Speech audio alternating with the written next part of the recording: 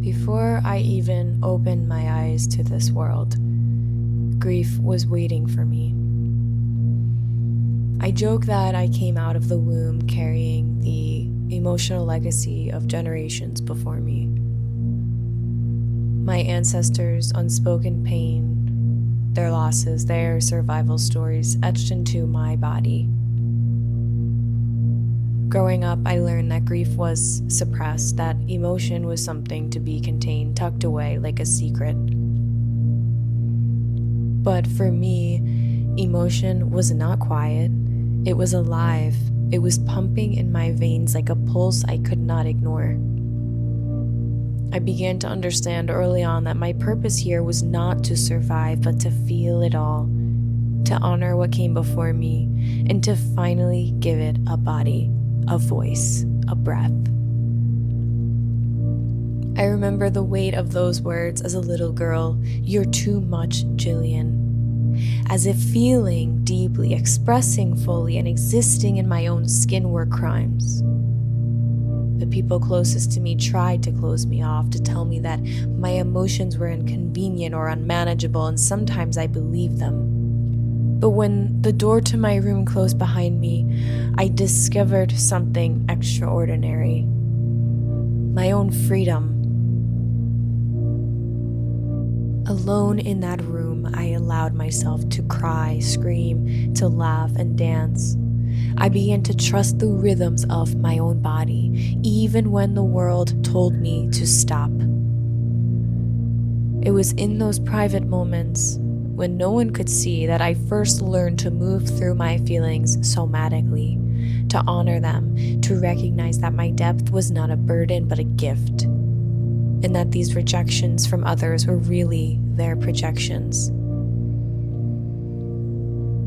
Nothing could have prepared me for the 1.5-year-long battle with my mom's cancer at 21. Every hospital visit was a strike to my nervous system. Seeing her frail body, watching chemo steal her strength, her light, one bad update after another, hoping desperately that the universe would grant us a way out.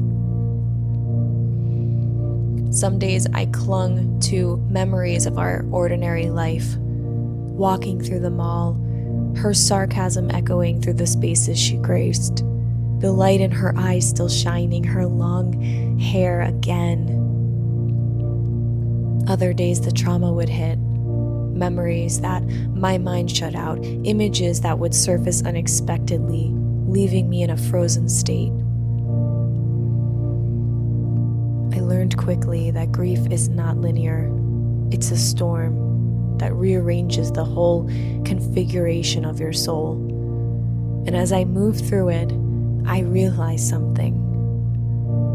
The world wouldn't make this easier for me, and I had no choice but to find the strength inside myself to feel, to survive, and to eventually reclaim my life.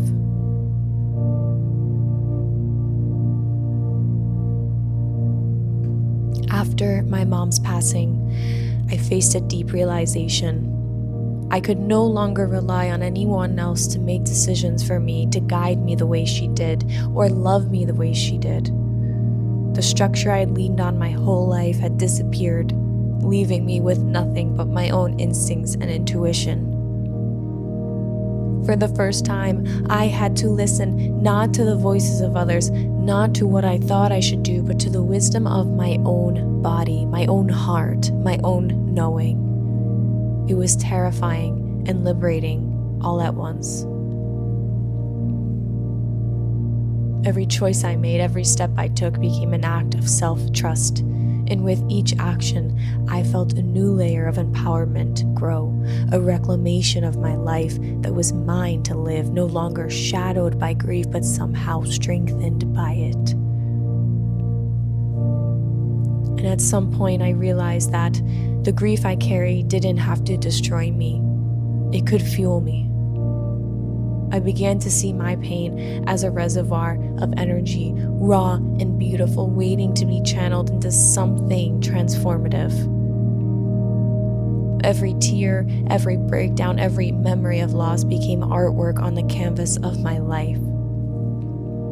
I decided to live for myself, for my mom, for my ancestors who never let themselves fully feel. And in this act of moving through grief somatically with intention and the goal to fully feel, I discovered something I had never felt before. The irony, my innate power. Not the kind that dominates or controls, but the kind that arises from deeply knowing oneself, from standing in your own truth, and from transforming suffering into beauty and resilience. Living fully does not mean leaving grief behind. It means carrying it with you alongside your joy, your wonder, and your light. It's about showing up for yourself every day, even when life is hard, even when sorrow returns unexpectedly. It's about recognizing that grief is not a burden, but a companion guiding you to what truly matters. I've learned to move through life with awareness, with intention, with the knowledge that I am capable of both profound sadness and profound joy. And that's what this journey is about. Integrating your grief into the fullness of your life, allowing it to shape you without defining you. And choosing every day to step into the world fully awake, fully present, fully alive.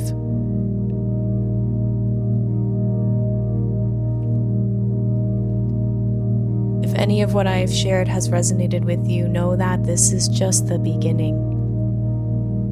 The practice, the reflection, the movement. These are invitations to go deeper, to continue the work of transforming your grief into empowerment.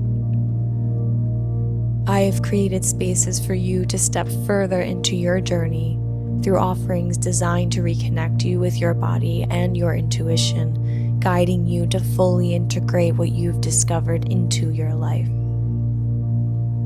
This isn't a promise of an easy path. Grief is never easy, but it is a promise that you can move through it, feel it, and emerge stronger, more embodied, and more yourself than ever before. If my life offers you any lesson, I hope it is exactly that.